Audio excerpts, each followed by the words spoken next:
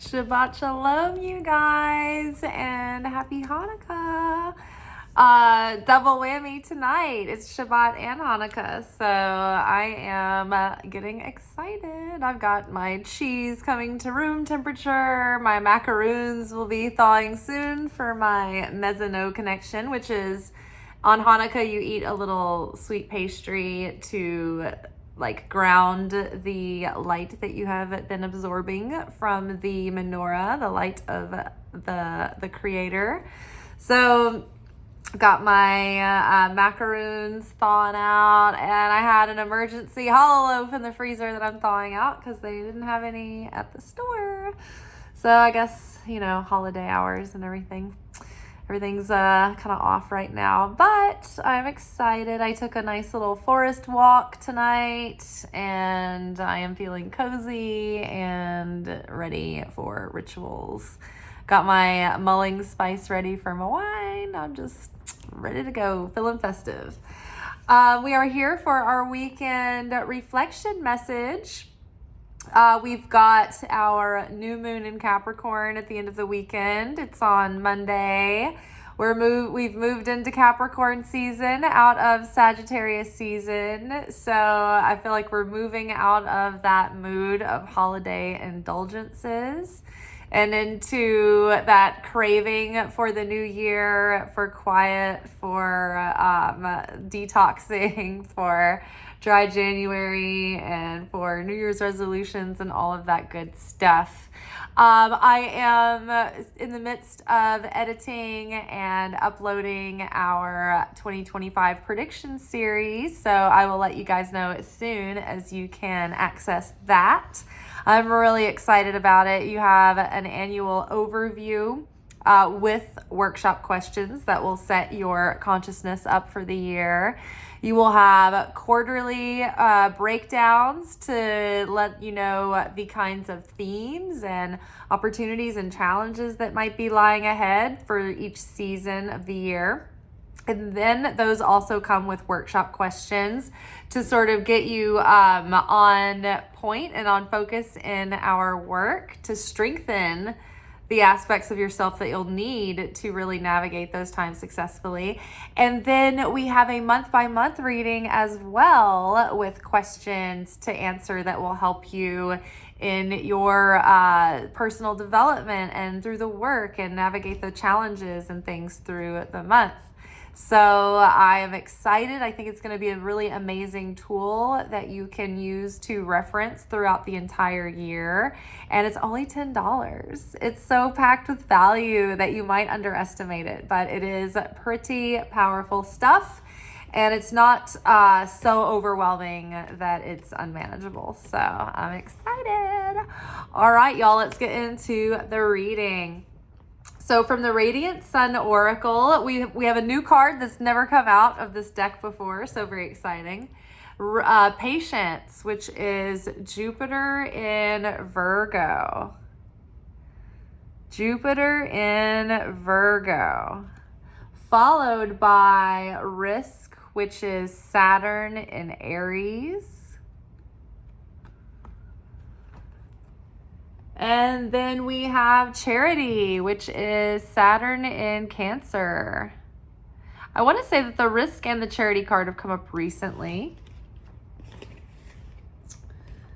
And then underneath Patience, we have the Knight of Wands. And who needs patience? Knight of Wands. Okay, and then under Risk, we have Three of Wands. There you are. There you are. And then underneath Charity, we've got the Lovers. Yay. So fun and exciting. Okay. So this energy here, the Patience card, Jupiter in Virgo. When you think about Jupiter, Jupiter is an intensifier, it's a magnifier, it's an expander of the energy that it comes in contact with. Virgo is all about perfection and high quality and attention to detail and doing things the proper way. So when Virgo is hit by Jupiter, it can kind of get go into extremes, right? Virgo can become a little bit obsessive compulsive, or like so detail oriented that it can kind of like get them stuck, or they can get to the point of trying to make their work or what they're doing so good that it actually starts depleting their health and their own well-being. So in that way, be careful not to get too overly perfectionistic and let that cause you to freeze up, because we are sort of being invited right off the bat into this new timeline. The Jupiter and Virgo energy combined with the influence of Capricorn right now is really getting us over that like holiday party, go, living like indulgently. We're kind of tired and like we're ready to rein it in and get focused. We're excited about putting our energy into disciplined, focused work. And we are moving into this new timeline. And so it feels like a good time to shift into that gear is going to be New Year's. Just coincidentally, because this week it's just like the energy is still up in the air. We're in Hanukkah. There's just a lot happening. We're still in the holidays until after New Year's Eve. It feels like everybody feels that way about the week between Christmas and New Year's. It's just a void. So when we get through this, though, I feel like just letting ourselves relax during these few days is really ramping us up and getting us super motivated to buckle down come January and really get focused and intentional and serious. And we are awakened to this new sense of sovereignty where we are like more intentional and aware than ever, going in as conscious co-creators, like in this new timeline, beginning this new chapter, starting to be writers with, co-creators with the creator, with source, with God, starting this new story. So in a way that can be very exciting, in a way that can be very empowering, but in a way it can be intimidating or overwhelming or make us feel like sort of frozen in a state of perfectionism, reluctant to like take that first stroke because we don't want to make a mistake. So we don't want to get stuck there. Now, the key right now is to literally start to practice patience, because going into this next level, this up level, we are going to have to bring our A game. We're going to have to step it up and operate and live at our next level. So that means a higher level of discipline and focus and perseverance and endurance. And so we've got the Knight of Wands, the Knight of Wands here. And I feel he's so perfect to come up with the Patience card at the beginning of this new chapter, because the Knight of Wands is like so excited. He's like raring to go and, very adventurous and fiery and wants to go all in, all passion and guns blazing. But the Knight of Wands can be a little bit non-committal. The Knight of Wands can lack long-term attention span. They can lack endurance or follow through. They're not as mature as the King yet. So they're still kind of in their sowing their wild oats kind of phase, and they're in the adventurous phase, and they're in the building and exploring and phase, but they're not in the settled building the kingdom and running the kingdom phase quite yet. So this is a process from which we are, entering into the next chapter. We're entering into the next up level, and we just came from the level we were in as masters and mature, and now we're going into this new level, beginners and novices again. So we need to be self-aware that we're not kings and queens going into this up level. We're starting out as knights, which is better than starting as pages, right? But knowing that, we have a lot to learn and things to work on is key. That humility is key. So we want to be aware of maybe the knight's tendencies to be impulsive or impetuous or get caught up in the excitement of it all. You know, you don't want to be reactive and take an action or make a choice based on FOMO or fear or even excitement and, you know, getting sucked into a big, you know, pitch or something like that. You want to be really grounded and discerning about, okay, I know that I'm going to have opportunities coming in this next chapter. And there's probably going to be a flurry of opportunities. So now it's time to be discerning about what is really in alignment with my heart and soul at this moment. Because the Knight of Wands can fall prey to shiny object syndrome. They can be like, oh, this is so fun. Oh my God, I love this. Oh my God, you know what? I'm really into this too. You know, when you're like so inspired and creative that you have so many ideas and they're all so fun and you don't know which one to work on, and everything started, like getting started is so much fun, and all your projects. And, you know, once you get past that initial excitement, it's like, oh, do you follow through? Do you leave it on the shelf? You know, that's kind of the tendency of the Knight of Wands, to fragment the self and spread the self thin. So part of being mature is being able to have these opportunities present and be able to discern, okay, what is right for me and what is not. Is it a hell yes? If it's not, it's probably a hell no.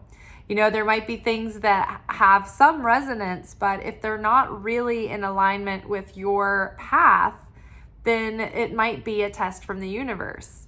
Because what happens is that when we have our divine opportunities coming, the opponent wants to divert us and throw in a seemingly wonderful, high value, wholesome opportunity in the way that would prevent us from fulfilling our destined opportunity. And maybe it doesn't look any better or any worse than the other opportunity that was presented, but that opportunity is our destiny, and this one isn't. And this one looks so fun and so inviting, and that's exactly what the opponent wants. The opponent doesn't always need to torture us to keep us thwarted from our potential. Sometimes the opponent likes to distract us with something that looks like it's going to be a good idea. So be discerning, be wise, be grounded, and don't be caught up in your emotions or in impulses. Let the impulses settle in and get grounded and sleep on it. Pray on it before you make a decision about things and make choices. Now we have the risk card coming up. We have Saturn in Aries, and this energy can have a little bit of, oh, I've worked so hard, I've been so disciplined, and then all of a sudden doing something impulsive that ends up ruining everything, right? So like that Saturnian energy has that strength and that determination to keep going and going and going and put in all the hard work and put in all the hard work. And so that Aries energy has that catalytic excitement behind it. So this is great energy when it is like mature and self-mastered. But if it's not self-mastered, then the Aries energy can do something that's a little bit impulsive or emotional or reactive, and then make a mistake or you do something to sidetrack the progress and then ruin the positive momentum that was being built. So be careful about that. However, this card can also talk about like not taking everything so seriously and having more fun and having more of a willingness to take risks that you discern and you calculate and you feel like it's a divinely inspired risk to take. Just have fun and don't feel so weighed down by, oh, am I ready for this? Am I prepared? Am I qualified? Am I an imposter? Like A Course in Miracles says, I mean, of course, if you're doing something and you're creating an offer, you want to have something of value and you want to be in integrity. But so many times we underestimate what we're capable of or what we're ready for because we just don't have enough self-confidence, right? So A Course in Miracles, at one point it says something along the lines of it's addressing when we're being too fearful, so fearful that our ego is holding us back from being of service. And so the passage says, I am here to only be truly of service. And I don't have to worry about what to say, what to go, what to do, because he who sent me will tell me what to do, where to go, what to say, and to whom. So we are being led by divine inspiration. And if we are led somewhere by God, by Holy Spirit, by that divine impulse, then we are there to be of service. And if our heart and mind are there to give and to share and to build and to create, then that is going to put grace and favor over the situation. There's going to be a blessed energy about the situation.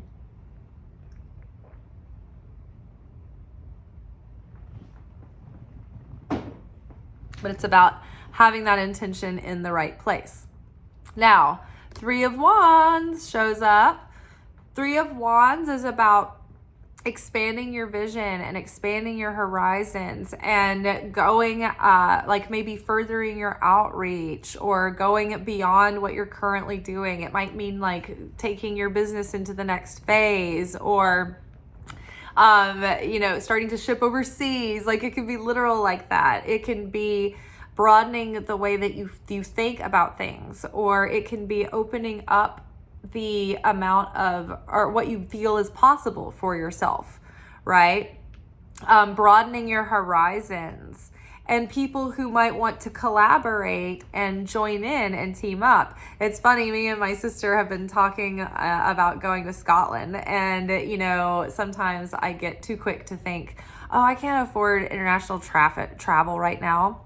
But there's really reasonable round trip tickets right now. If we have a year in advance, like, it's like thinking about things like that. And like my friend, my other, close friend, one of my BFFs, like wants to jump in maybe too. And so it's like, oh, the 3 of us like going out and teaming up on a journey, like, be so much fun. But opening yourself up to the scope of what's possible. These are small little things, but they can range into big things as well. Now, again, like we were saying, the opponent can bring a flurry of opportunities and people to show up to confuse you and to divert you and, to maybe dangle what seems like an opportunity, but it could be a test, right? And so be discerning about who you are teaming up with and who you choose to be in cahoots with moving forward in your plans, because that'll have a great effect on everything. But it can be really tempting sometimes to get caught up in something and not think it through. But yeah, we want to know, like, we want to stay on our path, right? On the traditional tarot, it has a merchant, like a spice merchant, waiting in the bay for the ships to come in, or to board a ship and go out on a journey to go, seek out new materials and things. Well, that merchant has a plan, a business plan. And whilst they are very adventurous and looking to go out into the world and broaden their horizons and maybe take on business partners and collaborators, they wouldn't just be waiting at the shore for any old person to come in and be like, hey, why don't you come with us? And they'd be like, oh, well, why not? Sure, kind of thing. It's like, this isn't the pirate waiting to join the other pirates coming in. This is someone with a plan and with savvy, knowing how to identify good associates, profitable associates to work with. And then the charity card is paired with the lovers. Now, this charity card, along with the risk card, there's a theme here about this earthy, hard work, attention to, high value and good detail within your work. So it's like we are honing in our skills, we are mastering our skills, we are putting our good works and talents into use, into some way that's going to be serving humanity, something that is going to be good for mankind. And the key here is to just keep our consciousness focused on the light of sharing, the light of being a creator consciousness. the light of being a sharing consciousness, the light of being a source of love and building up, right? So if we are in a consciousness of sharing when we take actions, then the Creator is in those actions, and there is the light of blessing and the light of the Creator within those actions. That butterfly wing flap that like makes the butterfly effect, like the butterfly flaps its wings, and then the wind from that creates like a domino effect out in the world. When our seed level of consciousness is in a state of sharing or is in a state of positivity, then that perpetuates through the wake of our choices, right? Whereas if we are in a consciousness of fear, of panic, or of taking, or of lust or excitement, and we're out of control, and we're reactive to the situation, then that seed level of consciousness is permeating within those acts as well. And it plants seeds of chaos that also perpetuate out. So we just want to be very aware of following our heart and our soul when we make choices, and not getting caught up in the ego and then the ego's agenda and in the ego's very crafty disguises and tricks. It's because the thing about the charity card also is that this can represent a person who's been through a difficult childhood or a difficult family life growing up. And so these are the very things that linger and lurk in the shadows of our subconscious and have an effect on the way that we navigate through life. And they're lingering and hiding in the choices that we make. And they flavor our consciousness and our perceptions when we're making our life's decisions. And so many times we've abandoned our authentic higher selves and our higher path and our higher calling, because we have the echoes of, our parents' worried voices in our heads that meant well, but that weren't, that were misperceived and misappropriated from a child's mind into a defense mechanism that is now perpetuating beyond the intent, of wherever that came from. So we have to be aware and be willing to search ourselves for our motives in why we feel compelled to do or not do the things that we do, and really get those things out of the way and remove those shells so that we can be our pure selves again, and we can unload our heart of the disappointment and the paranoia and the desire to have approval and validation and the fear of abandonment and all of those things.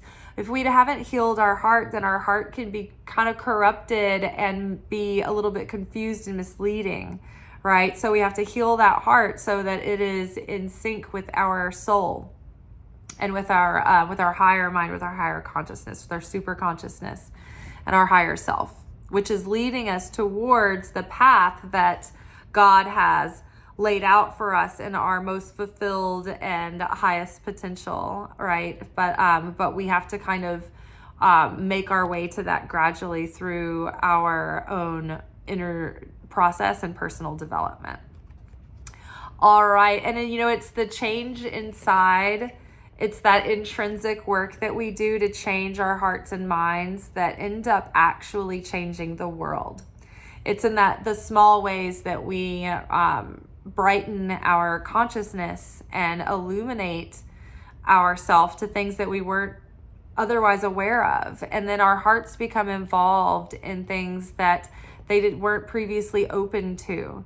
And then we can make choices on behalf of what is in the highest good for all mankind, rather than just, what's in it for me? What's good for me, right?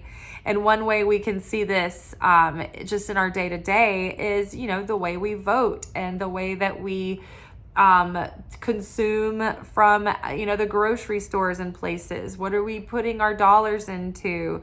How are we creating our meals at night?